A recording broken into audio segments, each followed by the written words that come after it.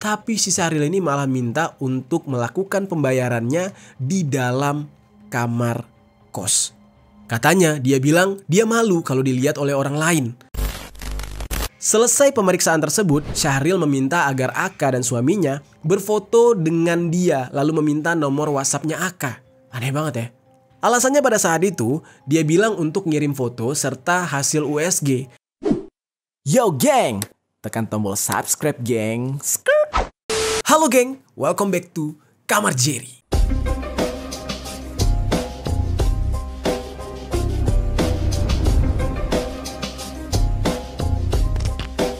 Geng. Aduh, Indonesia darurat orang sakne.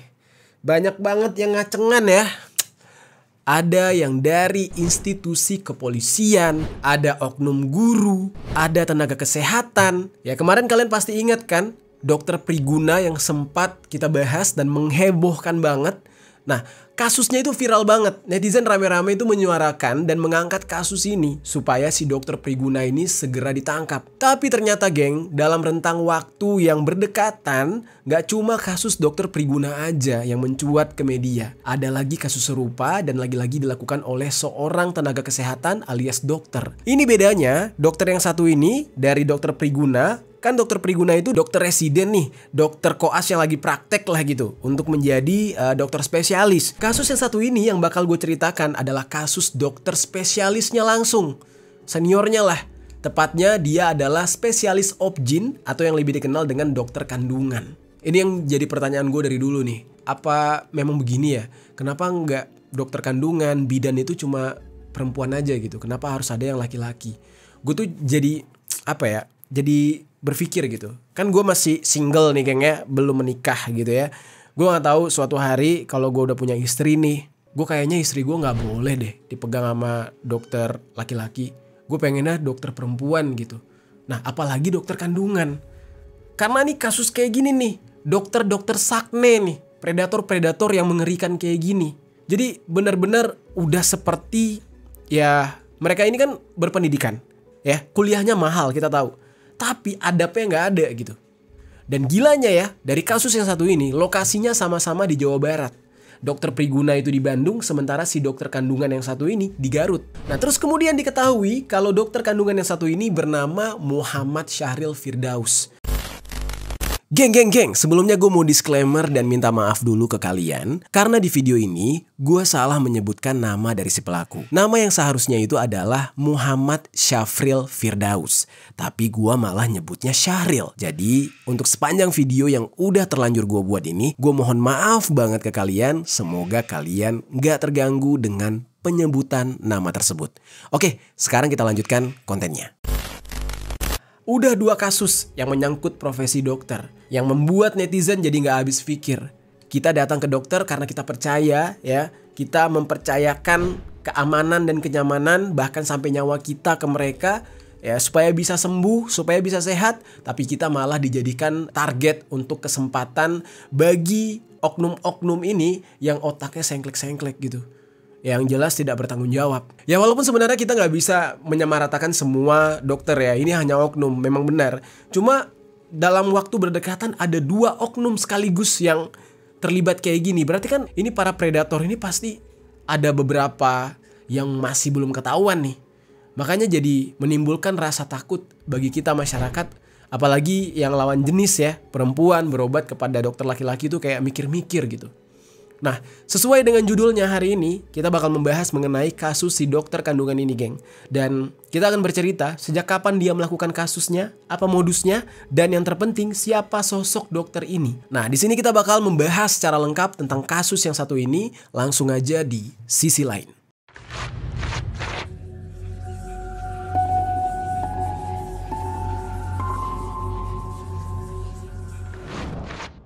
Kita langsung masuk ke dalam pembahasan utamanya nih. Kronologi ketika si dokter yang bernama Ahmad Syahril Firdaus ini ketahuan melakukan aksi bejatnya. Jadi geng, terungkapnya kasus ini ya dari si Syahril ini itu berbeda dengan kasusnya Priguna. Kalau Priguna itu kan bisa terungkap karena ada korban yang melapor ya akibat dia ini sadar gitu. Sadar ada hal yang berbeda dari tubuhnya dia. Nah, sementara kasusnya Syahril ini beda, geng. Awalnya beredar sebuah video yang diambil dari rekaman CCTV ketika Syahril ini sedang melakukan praktik dan menangani seorang pasien. Karena dia adalah seorang dokter kandungan, ya pastinya pasiennya datang ya dalam kondisi yang sedang mengandung atau justru mungkin sedang memeriksa kesuburan atau hal-hal apapun lah yang berhubungan dengan perempuan. Nah, ketika itu kebetulan banget nih, pasien yang lagi datang itu sendirian karena nggak ada orang lain yang berada di ruangan selain si dokter yang bernama Syahril ini dan si pasien tersebut. Nah, ini jadi pelajaran juga nih buat kalian nih cowok-cowok. Jangan maunya bikin doang. Ketika disuruh tanggung jawabnya ogah-ogahan. Nemenin istri ke dokter kandungan kagak mau. Jadinya kan gini nih jadinya nih, ya. Ini pelajaran juga nih. Oke, kita lanjutkan. Di dalam video tersebut terlihat nih si dokter yang bernama Syahril ini sedang memeriksa kandungan pasiennya menggunakan alat USG atau USG yang dia pegang dengan tangan. Nah, namun di saat itu Syahril semacam menunjukkan gerak-gerik yang aneh. Kayak gerak-gerik yang gak seharusnya dia lakukan gitu. Nah, tangan kirinya itu seolah-olah memegang-megang bagian atas perut pasien dan diduga kalau dia juga sudah menyentuh bagian-bagian yang sensitif dari si pasien lawan jenisnya tersebut. Di video yang berisi rekaman CCTV ini pun langsung viral geng di sosial media. Nah, waktu itu identitas dari Syahril ini belum terungkap. Dan netizen seperti biasa ya mencoba untuk mengulik siapa sih dokter yang ada di dalam rekaman tersebut yang berani melakukan aksi bejat ini. Nah, di sini kalian pasti bingung kan? Ini kok bisa videonya kesebar? Bukankah si dokter itu punya kuasa untuk mengendalikan CCTV di dalam ruangannya sendiri? Nah, jawabannya enggak, geng. Jadi antara dokter dengan rumah sakit atau dengan tempat praktek itu nggak selalu itu punya si dokter. Jadi bisa jadi itu dokter kerja di situ. Ya bisa juga dokter freelance atau dokter cabutan gitu. Nah, yang mana dia itu punya jadwal hari-hari tertentu untuk bekerja di sana. Nah, yang berkuasa atau yang memiliki kuasa untuk ruangan, rumah sakit, terus juga fasilitas-fasilitas di sana seperti CCTV, itu udah pasti pihak si yang punya klinik tersebut, yang punya rumah sakit tersebut. Disitulah si dokter ini ternyata dia nggak tahu kalau aksi dia itu direkam. Entah dia tahu di situ ada CCTV, tapi dia berpikir kayak bodoh amat lah, orang gue lagi praktek, siapa juga yang ngerti apa yang gue praktekin. Mungkin dalam pikiran dia kayak gitu. Nah, tanpa dia sangka, video praktek dia yang aneh tersebut kesebar. Terus geng, setelah kesebar, akhirnya netizen itu berhasil nih mengetahui identitas si Syahril ini. Seperti yang gue sebutkan sebelumnya, namanya adalah Muhammad Syahril Firdaus. Dia ini merupakan alumni dari Universitas Padjadjaran atau Unpad, kampus yang sama tempat Priguna menjalani pendidikan spesialis. Halo teman-teman Unpad, apa kabar nih? Ini siapa yang ngajarin sih nih dokter pada sakne-sakne begini nih? Ya Allah. Aduh. Dan ada informasi yang mengatakan kalau Syahril ini pernah membuka praktik di klinik Sekar Kusuma di Jalan Beko nomor 1 Kampung Asem Kulon, Desa Kresek, Kecamatan Cibatu, Kabupaten Garut. Syahril ini diketahui ya praktik di 3 fasilitas kesehatan geng, yaitu di klinik Karya Harsa, terus ada Anissa Queen, terus ada di RSUD Malangbong. Nah, ini coba nih teman-teman yang tinggal di daerah tersebut, ada yang pernah merasa berobat di sana nggak? Ada yang pernah merasa bertemu nggak dengan sosok orang ini? Tinggalkan komentar di bawah. Terus geng, singkat cerita, pencarian netizen pun berlanjut ketika ada yang mencari nama lengkap Syahril di Google dan muncullah putusan pengadilan yang berisi perceraian dia dengan mantan istrinya. Wow, beda banget ya sama Priguna kemarin ya. Kalau Priguna kemarin baru kawin, udah sakne sama orang lain. Saknenya sama yang pingsan-pingsan. Kalau ini masih masuk akal nih, habis cerai sakne. Mungkin nggak punya pelampiasan kali, tapi nggak tahu juga nih. Nah, di saat itu sekedar informasi nih geng, beberapa putusan pengadilan itu ada yang terbuka untuk publik. Jadi siapapun bisa mengakses nih ya putusan pengadilan tersebut informasinya. Termasuk si Syahril ini juga geng, putusan pengadilannya bisa diakses. Nah, dari putusan pengadilan tersebut tertera jelas nih, kalian baca sendiri. Dikatakan kelakuannya dia itu bejatnya sudah terlihat sejak 2 tahun yang lalu. Dan itu semua tertulis di dalam putusan perceraiannya dia. Gila. Punya track record yang memang negatif. Nah, disebutkan kalau pernikahan antara Syahril dengan istrinya itu mulai goyah setelah Syahril ini dan mantan istrinya mengalami perselisihan dan pertengkaran terus-menerus sejak bulan September tahun 2023. Ada beberapa penyebab perceraiannya dia itu. Yang pertama, dikatakan karena si Syahril ini memiliki kelainan ekmal, ya. Ekmal, nggak pakai S. Gue nggak pakai S karena gue plesetin takut marah Mbah YouTube ya. Dikatakan ternyata dia ini sudah pernah melakukan hal yang gak senonoh kepada pasien dengan meraba-raba area yang gak boleh diraba dari seorang pasien perempuan. Itu satu.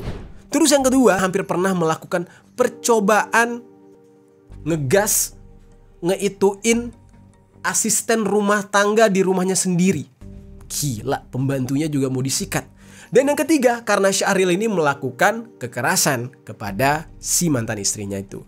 Jadi pernah main tangan. Nah, nggak cuma mantan istrinya, geng. Yang menjadi korban dari tindakan Syahril ini juga salah satu buah hati mereka yang sulung. Itu juga ikut menjadi korban. Dan Syahril ini bahkan sudah dilaporkan ke polisi oleh mantan istrinya atas kelakuannya tersebut pada tanggal 19 September tahun 2024. Terus kemudian, gue juga menemukan informasi kalau ternyata mantan istrinya ini berinisial RA. Nama aslinya gue gak bisa ucapin ya. Maaf banget, kalian bisa cek di media-media itu ada. Nah, RA ini ternyata juga sama-sama berprofesi sebagai seorang dokter. Tepatnya sebagai spesialis dermatologi dan bekerja di rumah sakit Unpad. Standar banget.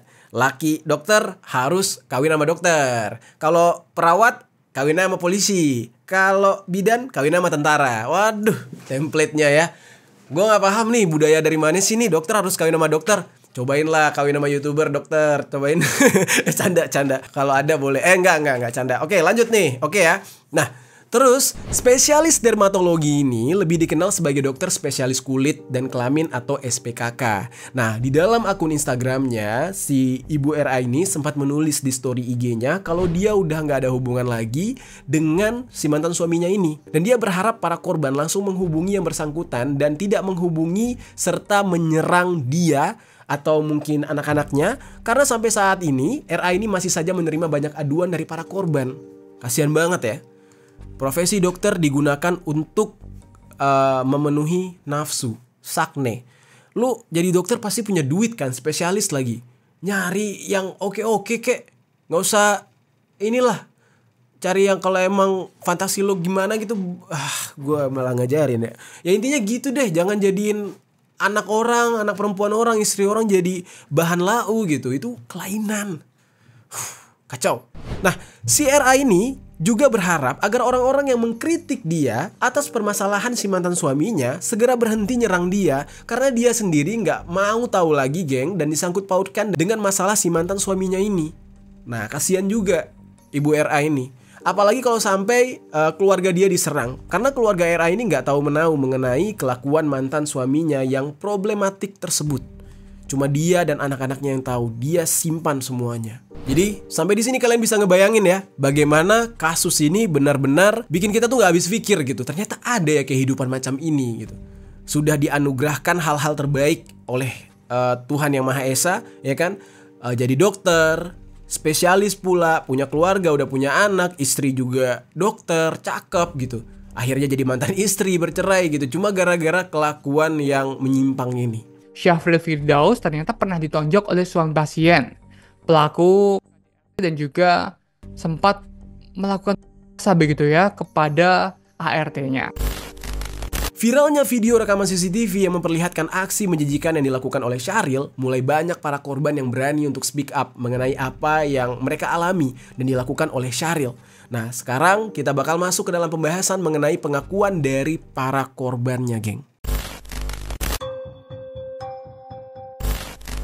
Oke, setelah video dari Syahril melakukan hal yang menjijikan tersebut, ketika dia sedang praktik ini, udah mulai viral dan ramai di sosial media, mulai nih geng. Para korbannya itu bermunculan. Mereka mengaku mereka juga pernah mendapatkan perlakuan yang sama dari Syahril. Modusnya pun beda-beda. Dari satu korban dengan korban lainnya itu, ya hal-hal yang mereka alami itu bermacam ragam. Namun ada informasi juga nih geng, katanya sebelum video Syahril ini diviralkan sudah ada yang melaporkan ke polisi beberapa bulan lalu.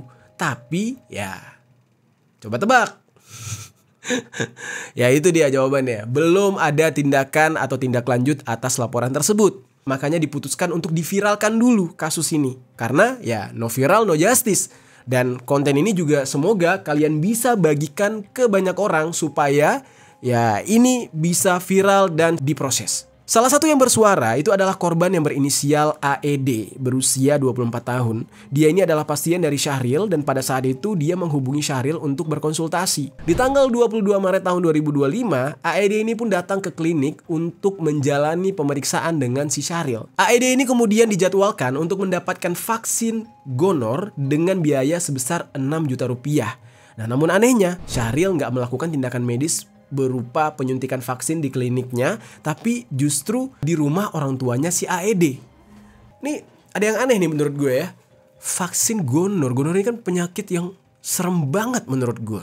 Tahu nggak? Ya cari tahu sendiri deh di Google. Dan biayanya gede banget, 6 juta. Nah anehnya praktiknya atau penyuntikannya ini bukan di klinik tapi di rumah orang tuanya si AED. Jadi kayak home service mungkin. Terus geng, masih dalam keadaan yang nggak curiga, AED ini pun mengiyakan dan pemberian vaksin tersebut akan dilakukan 2 hari kemudian, tepatnya di tanggal 24 Maret tahun 2025. Pemberian vaksin itu selesai pada malam hari. Ketika ingin pulang, Syahril ini meminta kepada AED untuk mengantar dia pulang ke kosannya yang berlokasi di kawasan Tarogong Kidul karena di saat itu dia datang ke rumah orang tuanya AED menggunakan ojek online. Nah, AED ini menyanggupi permintaan dari Syahril. Diantarkanlah Syahril ke kosannya si AED. Sesampainya di sana, AED yang mau membayar jasa pemberian vaksin, tapi si Syahril ini malah minta untuk melakukan pembayarannya di dalam kamar kos. Katanya dia bilang dia malu kalau dilihat oleh orang lain. Nah ini aneh banget nih, malu kenapa gitu? Namanya juga bayar jasa gitu kan. Nah tapi AED di saat itu mengiyakan, dia gak merasa ya bakal terjadi hal-hal yang aneh. Karena buat apa juga gitu kan seorang dokter bakal berbuat macam-macam kepada pasiennya. Ya akhirnya si AED ini mau-mau aja nih diajak masuk oleh Syahril ke dalam kamar kos. Dan setelah AED masuk, Syahril langsung mengunci pintu kamarnya dan dia di saat itu mulai melakukan aksinya. Nah berawal dari dia, ya gue gak bisa cerita nih. Pokoknya dia melakukan adegan-adegan yang gak boleh dilakukan lah. Dan AED di saat itu sempat mengancam Syahril geng. Tapi Syahril gak peduli, tetap melakukan aksi tersebut. Nah karena di saat itu udah gak tahan lagi, AED ini akhirnya melawan dan berhasil keluar dari kamar kos Syahril setelah menendang si Syahril ini. Dan di saat itu AED ini sempat melaporkan Syahril ke Polres Garut. Nah itu baru satu cerita. Dan itu juga udah dilaporkan, tapi laporannya nggak berjalan. Nah, terus geng, di cerita yang lain, ada lagi nih korban lainnya yang berinisial AK, yang pada saat itu dalam kondisi sedang mengandung. Nah, dia ini memeriksakan kandungannya di klinik Karya Harsa pada tanggal 10 Juni tahun 2024. Dia ditangani langsung oleh si Syahril. Nah, karena sedang mengandung, AK ini mengaku kalau dia mengalami beberapa keluhan, termasuk di bagian dadanya dia, bagian kiri. Mendengar keluhan tersebut, si Syahril ini langsung meminta si Aka untuk berbaring di tempat tidur. Langsung berbaring di sana dan Syahril langsung menempelkan alat USG tepat di bagian perutnya si Aka. Di saat itu Aka teringat kalau proses pemeriksaan yang dilakukan oleh Syahril itu berlangsung lama geng. Gak seperti biasanya ketika Aka diperiksa oleh dokter-dokter yang lain. Nah Aka pun menanyakan kepada Syahril, "Ini kenapa periksanya lama ya dok?" Dan dijawablah oleh Syahril di saat itu, pemeriksaannya lama karena posisi bayinya tengkurap katanya, yang membuat bayi tersebut agak susah terlihat di layar USG. Dan setelah selesai di USG, Syahril ini bilang kepada Aka, "Mana nih bagian dadanya? Saya USG juga." Dan Aka di saat itu agak kaget mendengar perkataan Syahril. Dan dia merasa aneh, kok tiba-tiba Syahril mau ngecek bagian yang sensitif kayak gitu. Dan dia langsung nanya, "Gimana dok maksudnya?"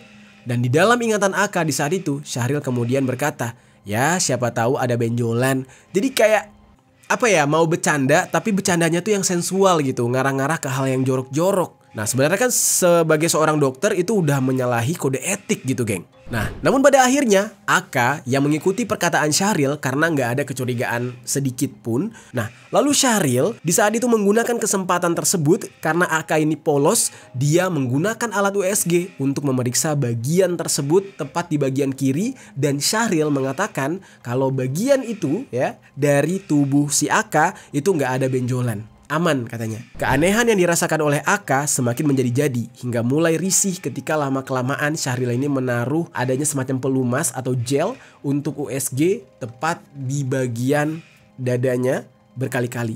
Jadi udah aneh nih, arah-arahnya nih udah beda.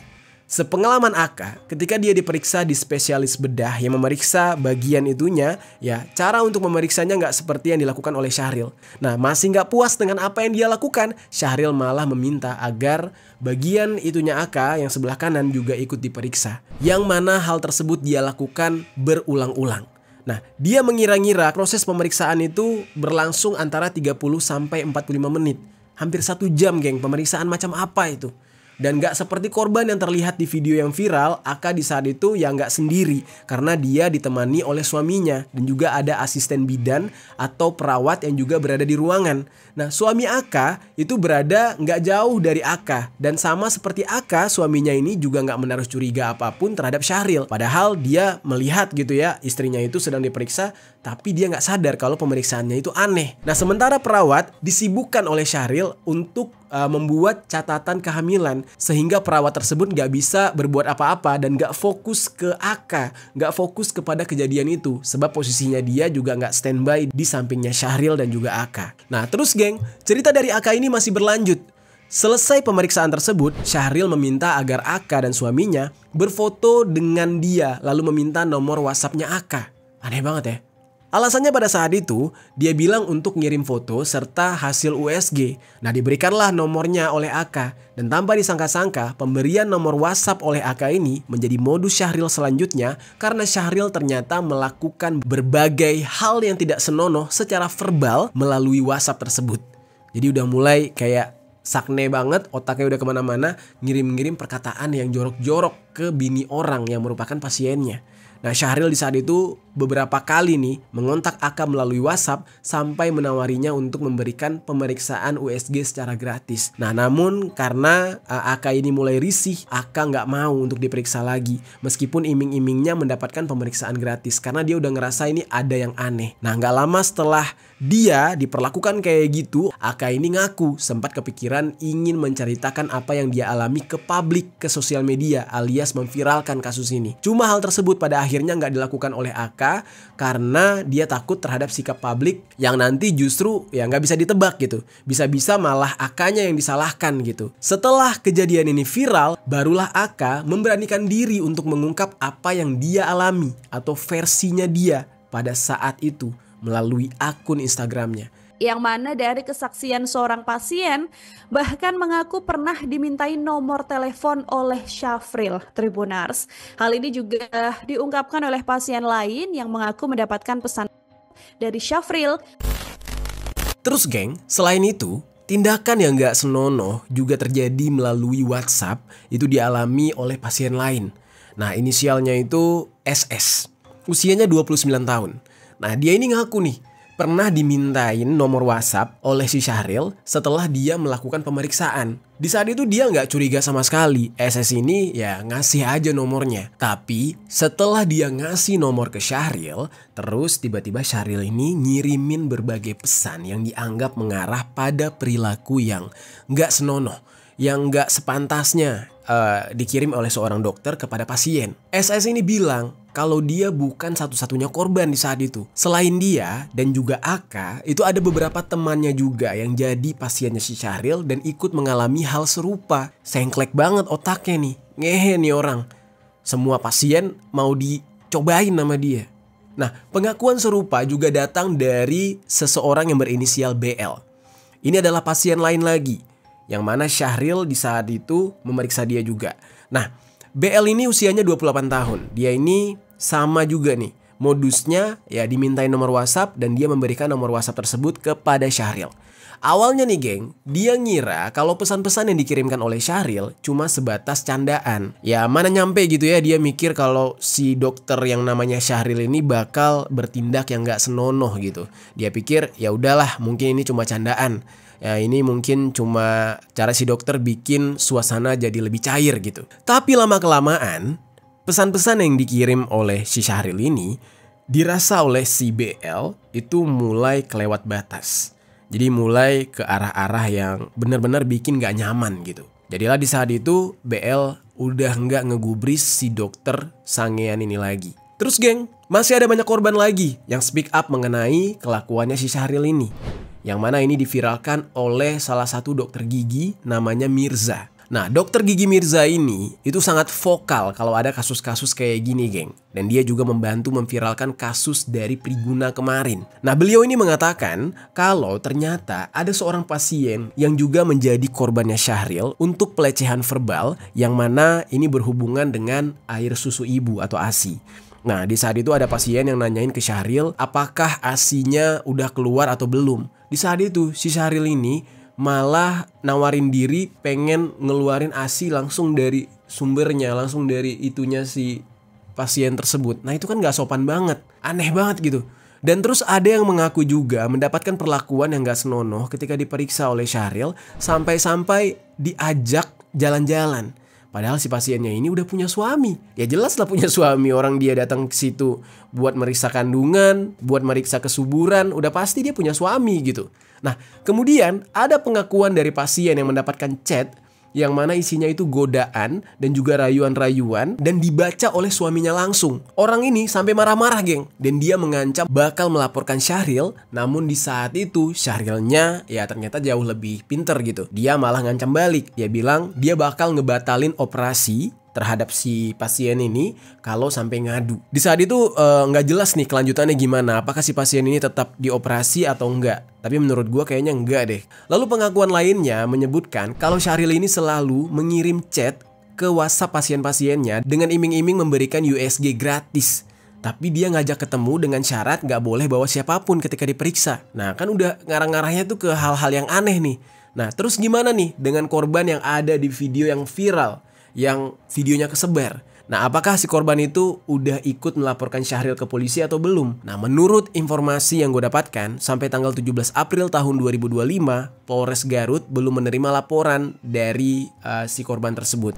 Namun pihak kepolisian mengatakan kalau pihaknya sudah mendapatkan identitas dari si korban dan sudah dihubungi. Nah, polisi di saat itu mengatakan kalau korban masih berkonsultasi dengan suaminya serta keluarganya dulu atas usulan untuk melaporkan si Syahril ini. Dari sini kita bisa tahu ya, geng, kalau korbannya itu nggak 1-2 orang, tapi udah banyak banget. Dan ini memang seorang dokter yang punya kelainan, ya kan? Ini aneh banget. Ya, dikit-dikit sakne gitu ya. Cepet banget naik birahinya. Dan pasien-pasiennya itu mulai dari mendapatkan tindakan tidak senonoh secara fisik maupun verbal juga melalui WhatsApp. Oke, sekarang kita bakal masuk nih, geng, ke dalam pembahasan selanjutnya, yaitu fakta-fakta mengenai sosok si Syahril ini yang akhirnya terungkap ke media. Nah, gimana nih sosoknya? Kita bahas. Jadi, geng, profesinya sebagai seorang dokter kandungan itu membuat Syahril bisa melakukan aksinya dengan mudah. Apalagi kan pasiennya itu ya semuanya perempuan udah pasti. Dan banyak juga pasien yang datang sendirian, sehingga ya semakin mudah buat dia untuk melakukan tindakan fantasi aneh dia tersebut. Dan sekalipun pasiennya didampingi oleh suami atau keluarga, itu nggak akan ada yang curiga dengan aksi yang dilakukan oleh Syahril ini. Karena mereka berpikir itu adalah tindakan medis. Dan mereka terkadang juga berpikir itu memang bagian dari prosedur pemeriksaan medis yang sudah seharusnya dilakukan sebagai seorang dokter. Nah, oleh karena itu, mayoritas dari korbannya si Syahril ini adalah ibu hamil dengan usia kandungan trimester 2 atau 3. Nah, trimester 2 itu usia kandungannya antara 13 sampai 27 minggu. Sementara trimester 3 itu usia kandungannya 28 minggu sampai dengan menjelang persalinan. Nah, lalu kenapa yang trimester 1 nggak menjadi incarannya si Syahril? Nah, dikatakan kalau masih trimester 1 itu belum dilakukan pengecekan ke arah atas perut yang dekat dengan dada, sehingga Syahril tidak memiliki wewenang atau kesempatan untuk melakukan aksi bejatnya. Nah, jadi dia nggak bisa ngada-ngada. Terus apakah aksinya ini selama ini nggak ada yang tahu? Ya jawabannya ada, yaitu istrinya gitu kan. Dan kenapa dari banyaknya korban ini nggak ada satupun yang melaporkan si Syahril ini ke pihak klinik ataupun rumah sakit? Nah jawabannya, perawat dan staf klinik itu sebenarnya udah tahu bagaimana kelakuan dari Syahril ini, geng. Menurut pengakuan salah satu mantan asisten dokter, Syahril ini ya memang bakal meminta nomor WhatsApp dan kemudian ngechat satu persatu pasiennya, karena itu memang fantasinya dia. Dan awalnya biasanya dia bakal basa-basi dulu, nanya tempat wisata, kuliner di Garut, dan lain-lain. Nah lama-kelamaan dia bakal replay semua status dari pasien-pasiennya. Ya kayak status WhatsApp gitu, di replay-replay, terus dikasih emot-emot. Dan dia bakal ngechat yang gak jelas sampai dengan ya tahap ke merayu si pasien dengan menawarkan USG gratis. Kalau misalkan ada pasien yang tergiur dan ya bakal menjadi mangsanya dia, maka di saat itu Syahril bakal nyuruh itu pasien untuk datang ke klinik di jam-jam terakhir, di saat yang udah sepi gitu. Nah setiap ada pasien yang datang, Syahril bakal menyuruh si asistennya untuk pulang duluan. Dan biasanya itu kalau ada pasien yang datang untuk diperiksa, itu kan harus daftar dulu tuh di meja admin. Tapi kalau ada pasien yang spesial nih, yang memang udah jadi targetnya si Syahril, nah biasanya mereka bakal dipersilahkan untuk langsung masuk ke ruangan tanpa mendaftarkan diri terlebih dahulu, dengan alasan ya sudah janjian dengan Syahril. Gila ya. Nah karena kelakuannya Syahril ini, geng, Syahril sampai dijuluki sebagai dokter centil karena sering menggoda para pasiennya. Nah jadi dari sini kita bisa lihat ya bahwa sebenarnya apa yang dilakukan oleh Syahril ini sudah menjadi rahasia umum. Dan kabarnya saat ini ya Syahril sudah berurusan dengan kepolisian dan proses hukum sedang berlangsung. Jadi kita tunggu aja nanti proses hukumnya sampai mana dan apakah dia bakal diadili seadil-adilnya atau justru ya ada permainan di belakang ini, kita nggak tahu. Nanti kita coba lihat, kita tunggu hasilnya kayak gimana. Itu dia geng pembahasan kita hari ini tentang seorang dokter obgyn yang bernama Syahril yang ternyata dia ini sangat-sangat bulca gitu ya. Gue balikin ya, bulca gitu, saknean, fantasinya kejauhan gitu.